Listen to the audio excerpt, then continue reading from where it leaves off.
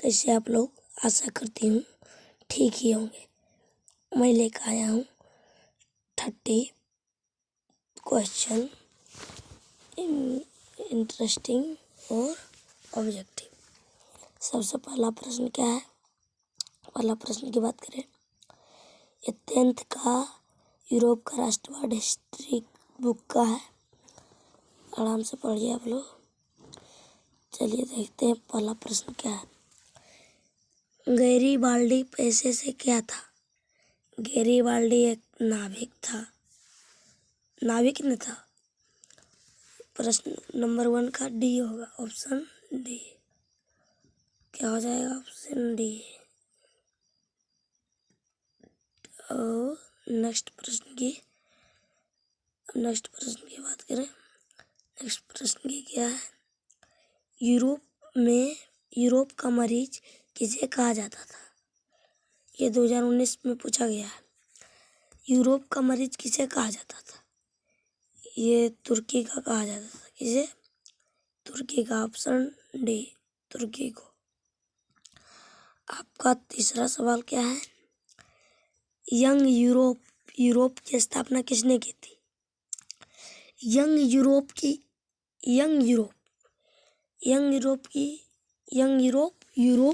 स्थापना किसने की? 2019 में यह क्वेश्चन पूछा गया। इसका सही उत्तर होगा ऑप्शन सी, मेजिनी ने। ऑप्शन बी मेजिनी ने। आपका चौथा सवाल क्या है? चौथा सवाल नीचे चले। हाँ, किस युद्ध के बाद जर्मनी एक एकीकरण पूरा हुआ? यह 2018 में पूछा गया। किस युद्ध के बाद जर्मनी का एकीकरण पूरा हुआ? यानी इन चारों में से किसी युद्ध में से जर्मनी का एकीकरण पूरा हुआ। किस युद्ध में? ऑप्शन है स्वीडन का युद्ध में। ये तो वेरी इंपॉर्टेंट क्वेश्चन है। इसको आप लोग पढ़ते नहीं, पढ़ो, रटो नहीं, पढ़ो, दिमाग से पढ़ो, तभी तो याद होगा। आपका 5वां प्रश्न है, यूरोप वासियों के लिए किस देश का साहित्य एवं विज्ञान प्रेरणा स्रोत है? यानी यूरोप में रहने वाले के लिए किस देश का साहित्य एवं ज्ञान बुद्धि विज्ञान मतलब जानते ही होंगे, साइंस प्रेरणा स्रोत है। क्या स्रोत है? ये यूनान है। ये क्या है? यूनान। आपका 6वां सवाल है, इटली एवं जर्मनी वर्तमान में किस महादेश के अंतर्गत आते हैं? इटली एवं जर्मनी वर्तमान में किस महादेश के अंतर्गत आते हैं? इसका आंसर हो जाएगा option C, Europe. Option C, Europe. आपका 7वां सवाल है, रक्त एवं लौह की नीति का अवलंबन किसे किया था? रक्त एवं लौह की नीति का अवलंबन किसे किया था? ये बिस्मार्क को किया था।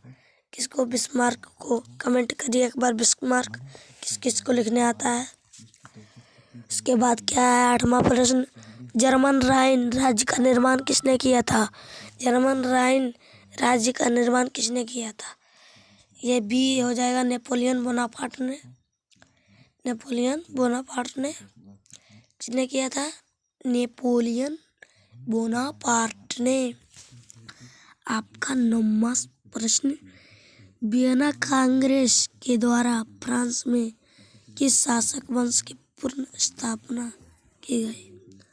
आपका सही आंसर होगा सी, बुम्बो। क्या हो जाएगा? बुम्बो की स्थापना की थी। आपका 10वां प्रश्न है, सन 1870 में फ्रांस और प्रसा के बीच युद्ध कहाँ हुआ था? ये सेडान में नहीं हुआ था। नहीं जानते क्या? जानते हैं तो कमेंट क्यों नहीं करते? कमेंट करिए भर के। आपका 11वां प्रश्न है, जालबेरिन एक संस्था थी, यानी कौन सी संस्था थी? ये व्यापारियों की संस्था थी। किसकी संस्था थी? व्यापारियों की। व्यापारियों। आपका 12वां प्रश्न क्या है?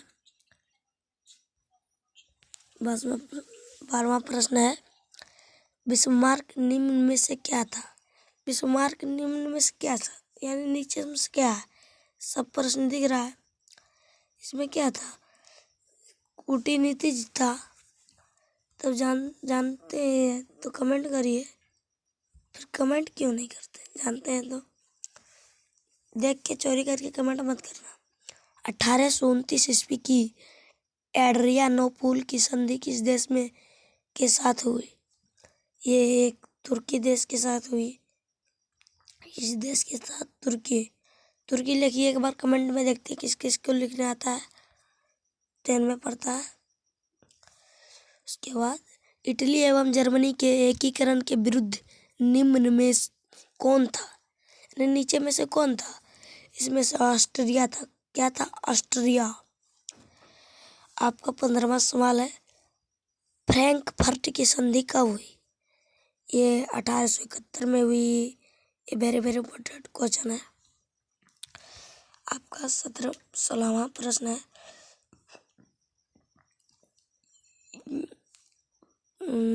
यूरोप वासियों के लिए किस देश का साहित्य एवं विज्ञान प्रेरणा स्रोत है? यह लगता है डबल प्रश्न आ गया है। कृपया थोड़ी देर इंतजार करें, वीडियो पर बने रहें। इसका सही उत्तर हो जाएगा बी, यूनान। क्या हो जाएगा? यूनान। आपका 17वां प्रश्न है, मेजिनी का संबंध किस संगठन से था? ये बी ऑप्शन बी, कार्बोनरी से हुआ था इसका संबंध संगठन। आपका 18वां प्रश्न है, काउंट काबूर को विक्टर एमुलियल से किस पद पर नियुक्त किया गया? ये प्रधानमंत्री से नियुक्त किया गया था। आपका 19वां सवाल है। 19वां सवाल क्या है? वियना कांग्रेस में कौन राष्ट्र सम्मिलित नहीं था, यानी उसमें मिला नहीं था? कौन सा? डी, जर्मनी उसमें नहीं मिला था। जर्मनी एक देश है।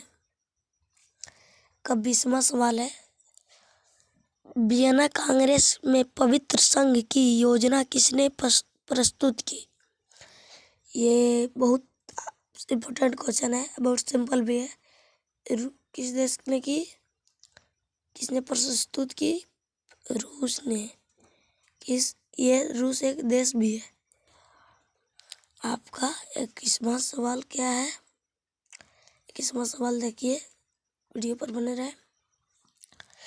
यंग इटली का संस्थापक कौन था? जंग इटली का संस्थापक कौन था? ये मेजिनी ने था। ये तो वेरी इम्पोर्टेंट एवं ऑब्जेक्टिव क्वेश्चन टोटल बता रहे हैं। अगर आप 10th क्लास के पढ़ते हैं, 1 से 10th तक के अंदर में जितने बच्चे हैं, चैनल को सब्सक्राइब कर लीजिए, क्योंकि सब क्लास का वीडियो मिलता है। कमेंट में बोलिएगा, सब क्लास का वीडियो मिलेगा। आपका 22वां सवाल है, नव गुएल्फ आंदोलन कहाँ हुआ था? ये इटली में हुआ था। और 23वां प्रश्न है, चार्टिस्ट आंदोलन कहाँ संपन्न हुआ, यानी कहाँ पूरा हो गया? ये इंग्लैंड में पूरा हो गया। कहाँ? इंग्लैंड में। आपका 24वां प्रश्न है, जालबेराइन की स्थापना किस राज्य ने की? ये ऑप्शन है, परसा राज्य ने की। वेरी वेरी इंपॉर्टेंट क्वेश्चन है। आपका 25वां सवाल है, हंगरी की भाषा क्या थी? हंगरी की भाषा क्या थी? ये नहीं जानते आप लोग? कमेंट करिए। इसका मैगियार था। आपका 26वां प्रश्न है, मारियान किस देश के बाद राष्ट्रवाद का एक प्रतीक थी? ये फ्रांस देश का। किस देश का? फ्रांस देश का। आपका 27वां प्रश्न है, यूरोपीय सभ्यता का पालना किसे कहा जाता था? यह यूनान को पालना कहा जाता था। यूरोपीय संघीयता का। आपका 28वां सवाल है, एक्ट ऑफ यूनियन किस वर्ष पारित हुआ, किस वर्ष पूरा हो गया? ये कब हुआ? 1688 688 ईस्वी में हुआ था। आपका 29वां सवाल है, नेपोलियन संहिता किस वर्ष लागू की गई? ये 1804 ईस्वी में लागू की गई नेपोलियन संहिता। आपका 30वां अंतिम सवाल है, देखिए जानते होंगे तो ये ज़रूर कमेंट करिएगा, ताकि आप लोग देखेंगे कि जानते हैं या नहीं। देखिए क्या है, कार्बोनरी की स्थापना किस वर्ष हुई? ये 1810 में हुआ था। आपका 31वां सवाल है, जर्मनी के एकीकरण के लिए बिस्मार्क कितने युद्ध किए? ये 3 युद्ध किए। कितने युद्ध किए बिस्मार्क ने? 3। उसके बाद क्या है 32वां प्रश्न, 35 प्रश्न लिखा है, 35 या 40 हो गया तो हो गया। आपका 32वां प्रश्न है, यूनान के स्वतंत्रता संग्राम की किसकी पराजय हुई? ये भी तुर्की की पराजय हुई यूनान के स्वतंत्रता संग्राम में। उसके बाद 33वां प्रश्न है, 1789 की फ्रांसीसी क्रांति के समय वहाँ किस राजवंश का शासन था? वहाँ किस राजवंश का शासन था? इन चारों में से ट्यूडर, स्टुअर्ट, बूबो, रोनोबो। इसका सही उत्तर होगा सी। क्या होगा? बूबो। ये ना मत समझिएगा कि बुड़बक। आपका 34वां सवाल है, पर्सा का शासक कौन था? पर्सा का शासक विलियम प्रथम था। कौन था? विलियम प्रथम। आपका 35वां सवाल है, मेटरनिक कौन था? मेटरनिक कौन था? मेटरनिक एक ऑस्ट्रिया का चांसलर था। मेटरनिक कौन था? ये वेरी वेरी इंपॉर्टेंट क्वेश्चन है। ये बोर्ड एग्जाम में ज़रूर आता है। 99% गारंटी रहते हैं। मेटरनिक कौन था? एक ऑस्ट्रिया का चांसलर है। जितने भी अभी प्रश्न पढ़ा है सब उसमें से 98% प्रश्न आएगा। उसके बाद क्या है 36वां प्रश्न, सेडाओ के युद्ध में किसकी पराजय हुई? सेडाओ के युद्ध में ऑस्ट्रिया की पराजय हुई। किसकी? ऑस्ट्रिया की। उसके बाद 37वां प्रश्न है, रक्त और लौह की नीति की किसने अपनाई? ये बिस्मार्क ने अपनाई। उसके बाद 38वां प्रश्न है, लाल कुर्ती की टुकड़ी का गठन किसने किया था? ये तो वेरी वेरी इंपॉर्टेंट क्वेश्चन है। ये गैरीबाल्डी ने किया था। किसने किया था? गैरीबाल्डी।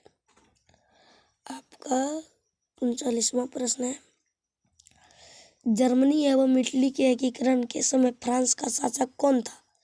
जब जर्मनी एवं इटली के एकीकरण हो रहा था यानी अलग अलग, तो उस समय फ्रांस का शासक कौन था? ये था नेपोलियन 3 था। कौन था? नेपोलियन 3। आपका 40वां प्रश्न है, राष्ट्रवाद की अवधारणा का जन्म किस घटना से माना जाता है? ये पूर्ण जागरण रूप से माना जाता है। किस घटना से? पूर्ण जागरण से। इतना ही आज का है, फिर मिलते हैं नेक्स्ट वीडियो में। तब तक के लिए धन्यवाद। अगर आप भी 1 से 8 क्लास के बच्चे हैं, 1 से 12 तक की क्लास के बच्चे हैं, चैनल को सब्सक्राइब करें, वीडियो को लाइक करें। अगर तक चैनल को सब्सक्राइब नहीं किए हैं, चैनल को सब्सक्राइब कर लीजिए और वीडियो को लाइक करिए। धन्यवाद। फिर मिलते हैं नेक्स्ट वीडियो में।